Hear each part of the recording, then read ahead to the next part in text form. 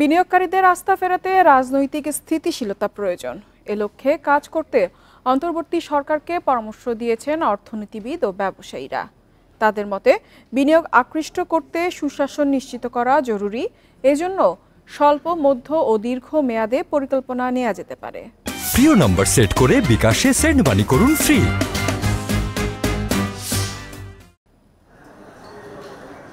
Dollar সংকট, উচ্চ মূল্যস্ফীতি আর আস্থাহীনতায় গত কয়েক বছর ধরে কমতির দিকে বেসরকারি বিনিয়োগ। 2023-24 অর্থবছরে এই বিনিয়োগ কমেছে জিডিপির 0.67%। গেল জুলাই মাসে ছাত্র আন্দোলন আর কারফিউর প্রভাবে স্থবিরতা দেখা দেয় অর্থনীতিতে। বেশ কিছুদিন আমদানি রপ্তানি আর কারখানায় উৎপাদন বন্ধ থাকে। বিশ্লেষকরা বলছেন, অন্তর্বর্তী সরকারের অন্যতম কাজ হবে বিনিয়োগকারীদের আস্থা বৃদ্ধি করা। সেজন্য ডলার সংকট, দুর্নীতি, সরকারি দপ্তরে ভোগান্তি আর জ্বালানি সংকট নিরসনে গুরুত্ব দিতে হবে। এক্সচেঞ্জ রেট স্টেবিলিটি এখন অপরিহার্য। আর দ্বিতীয় কথা হচ্ছে আমার মূল্যস্ফীতির তীব্রতা আমার কমিয়ে আনতে হবে।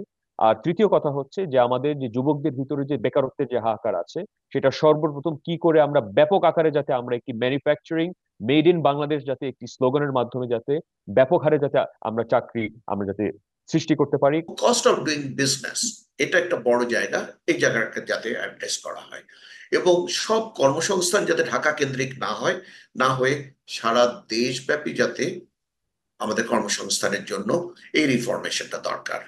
দ্রুত রাজনৈতিক স্থিতিশীলতা এনে বিনিয়োগ ও কর্মসংস্থান বাড়ানোর পরামর্শ দিয়েছেন অর্থনীতি বিশ্লেষকরা।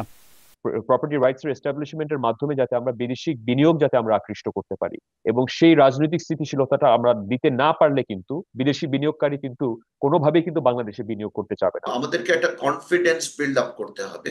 এটা কিন্তু ইনভেস্টার্সদেরকে জন্য একটা খুব বেশি চ্যালেঞ্জিং এর মুখে ফেলে দেয়। এই জায়গাটা থেকে আমরা যদি বেরিয়ে আসতে চাই তাহলে কিন্তু আমাদেরকে অ্যাড্রেস করতে হবে। এছাড়া বিনিয়োগকারীদের আস্থা বৃদ্ধিতে ব্যবসা সহজীকরণে জোর দিচ্ছেন ব্যবসায়ীরা। তৌহিদ রানা, ইন্ডিপেন্ডেন্ট নিউজ, ঢাকা।